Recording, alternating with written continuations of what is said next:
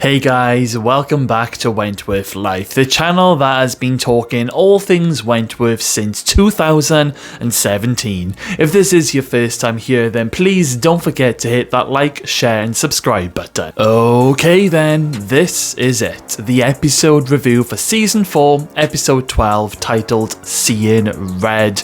And this is, of course, the Season 4 finale, a big episode with lots to cover. So we left the last episode on a cliffhanger where Joan Ferguson had hot-shotted Ali in the shower block and left her for dead, and at the start of this episode we pick up right where it left off. B wakes up all happy, and then Liz tells B that Ali is in the shower block, and when B goes looking for Ali, this is where B discovers her in one hell of a mess. Now, Season 4 featured an interesting storyline involving the panic button, where the women, they wanted, or at least some of them wanted, to abolish the panic button rule, but B didn't. And this actually B who ends up smashing this panic button to get help for Ali. It's really interesting how things go full circle in many different ways. Poor B though, she really does not deserve this, neither does Ali. B knows that Ali has been hot-shotted and instantly thinks that it's actually Kaz who has done this. And B ends up going to Kaz's unit, and the pair of them end up in this one-on-one fight away from the women, away from the officers.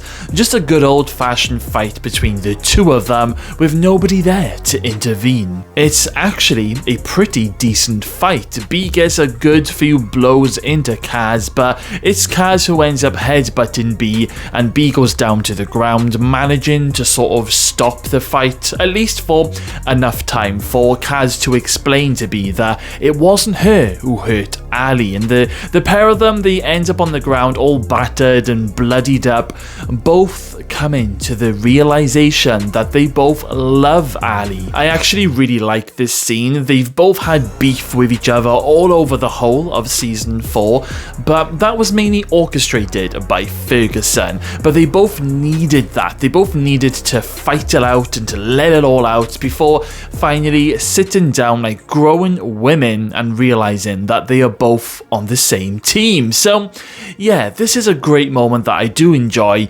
despite the Ali situation. It's also Joan Ferguson's trial, and Joan is determined to win and to be fully exonerated. And to be fair, Joan does play a really good game in this episode. Remember, Joan helped Jake out with his drug money problems? Well, now is the time for payback. Joan ends up getting Jake to kidnap Nils Jasper's van, knock out the officers, drive away in the van with Nils in the back, shoot Nils Jasper, and then set fire to the van with Nils inside. I mean, that is one pretty big payback, but Jake does indeed cross the line and delve into the dark side and actually commit murder for Joan Ferguson. Jake doesn't realize it just yet, but Joan is now gonna have all of this over him, and she will use it when it comes in handy. I wasn't shocked at all when it's revealed that the guy in the balaclava is Jake.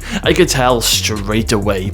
I was wondering though where Jake's storyline was going to go into the future seasons after this happening. I was thinking that maybe he was going to get a taste for murder, and maybe he was going to turn into this dark prison officer in the following seasons, which of course doesn't really happen that way, because he does end up turning into a little bit of a weasel and turns into Joan's puppet. But this is what I was thinking at the time when I was first watching this episode. Before Joan even goes to trial, she ends up speaking to B through the hospital glass window, offering her condolences to Ali, and Joan is giving away her little evil Joan Ferguson smirk, basically confirming to B that it was indeed Joan who hurt Ali.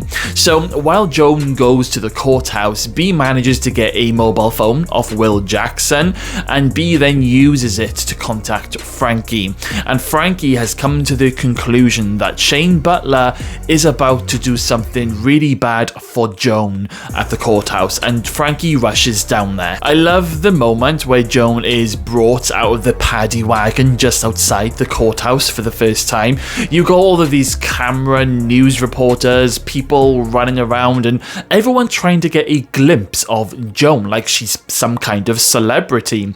I honestly think Joan was really enjoying this moment. Frankie does end up spotting Shane near the courthouse and drags him down an alleyway, not realizing that Shane has a gun, which he ends up pointing at Frankie. Oh my word. When I first saw this, I was on the edge of my seat during this scene, and I tell you what guys, I honestly thought for a moment Shane was going to end up shooting Frankie.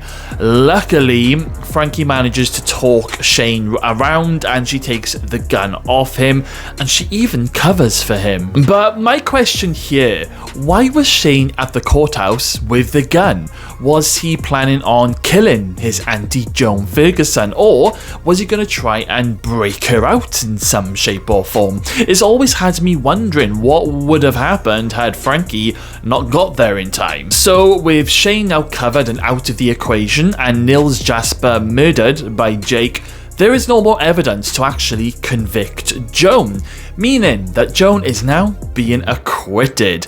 Honestly, I was convinced that this episode was going to end with Joan going back to the prison to get all of her stuff, leaving, and then returning in the final scene in her governor's outfit. I thought we were going to get her maybe walking down the corridor in her uniform in dramatic fashion with Will and Vera there looking horrified, a little bit like the Joan Ferguson trailer that we got way back in season 2. And I honestly thought that there was going to be like this, all-out declaration of war predicted for the next season between all of them.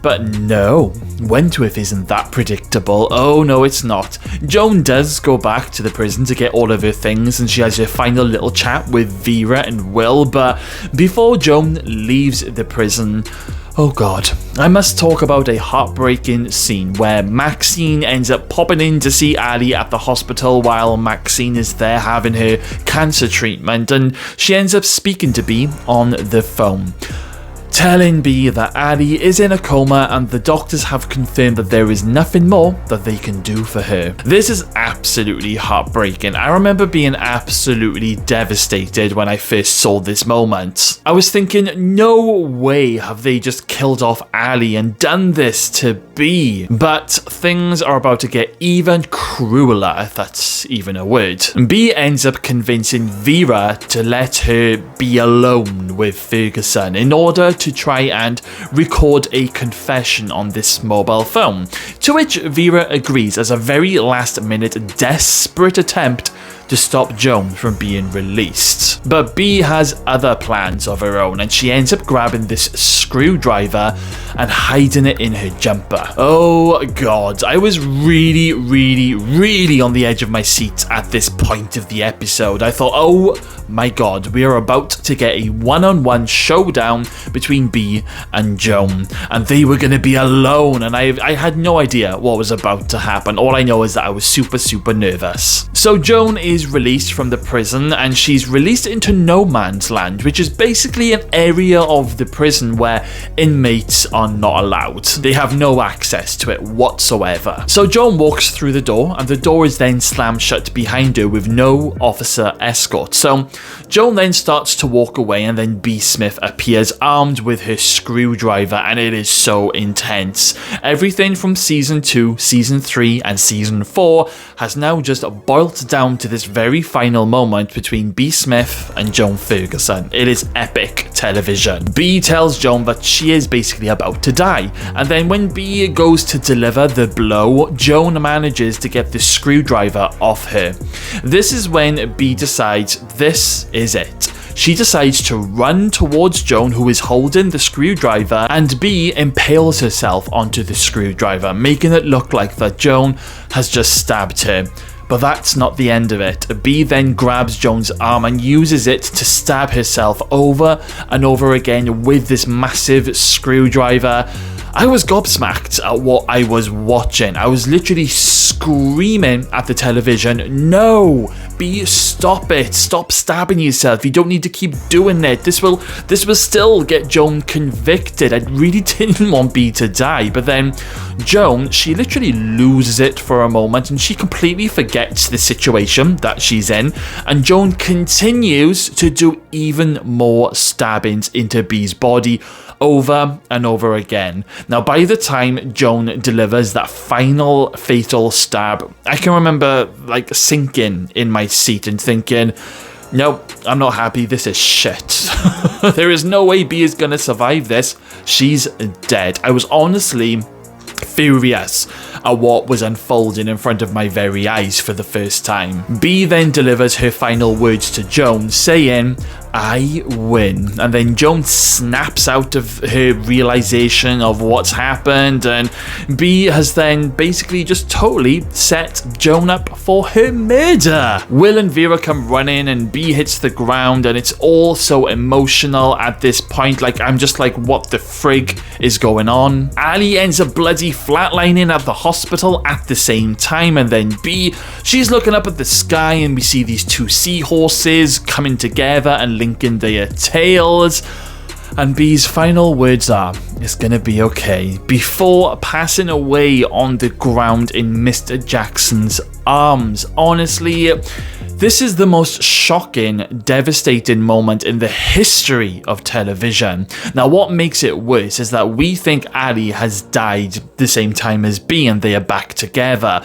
But then the doctors give Ali one final go at those electric things to, resuscitate somebody, and it works. She opens her eyeballs, and then the credits roll. Honestly, there is just way too much emotion in all of these final moments. Like, you don't know how to feel, and you end up feeling numb. It's like, yes, she's okay, but at the same time, no, B died wanting to be back with Ali, and at the same time, she's setting up Joan Ferguson, and I'm just like, oh my god, maybe this is a sign that B won't die because Ali opened her eyes. Maybe there's going to be a final twist, even though B just got stabbed like 1,000 times with a huge screwdriver. It's insane what these final few moments were making us all think. I couldn't believe what had happened when the credits were rolling. I was in actual shock, and I don't think there has ever been another moment in TV show history that has done this to me.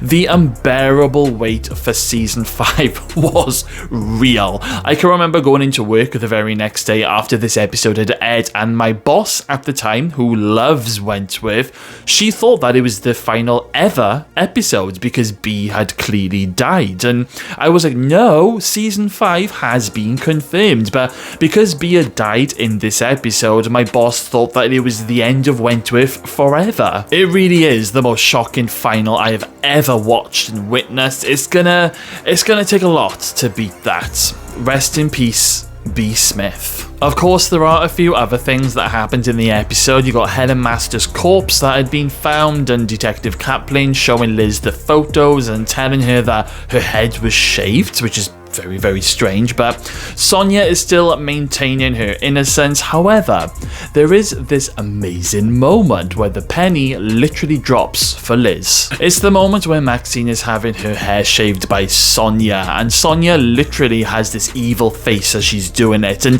Liz then realizes that Sonia must have killed Helen during this moment after learning about the whole hair shaving thing. I can remember people saying that in the next season they reckoned that Sonia was going to end up shaving Liz's hair off, and I was like, no, you can't do that to her. This is what convinces Liz to agree to testify in court as witness X and lie about a confession from Sonia. Oh, and Don also kisses Liz, the bastard. Kaz also ends up becoming Wentworth's new top dog, and B and Kaz, they do have a really nice little scene together just before B has that showdown with Joan, and poor Boomer, she isn't pregnant. Oh my goodness, that is just way too much for one episode. They really did pack in a lot. It may have not have been the biggest in terms of stunts, however, it definitely is the most impactful season final ever. ever. It really is a true end of an era. However, the next chapter does continue in Season 5, and Season 5 is going to be the next season for me to review, which I'm super excited about. My favourite moment in this episode has to be that little fight scene between B and Kaz, and of course my least favourite moment is the death of B. Smith. But let's hear all of your thoughts on this shocking season final episode. What were your reactions when you first saw this ending? Were you convinced that there just had to be one final twist for B to somehow survive? And what were your predictions for the upcoming season 5? Let me know everything in the comments box below. Okay then guys, thank you all for watching today's video. Make sure you smash that subscribe button, stay safe out there, and I'll see you all again very, very soon.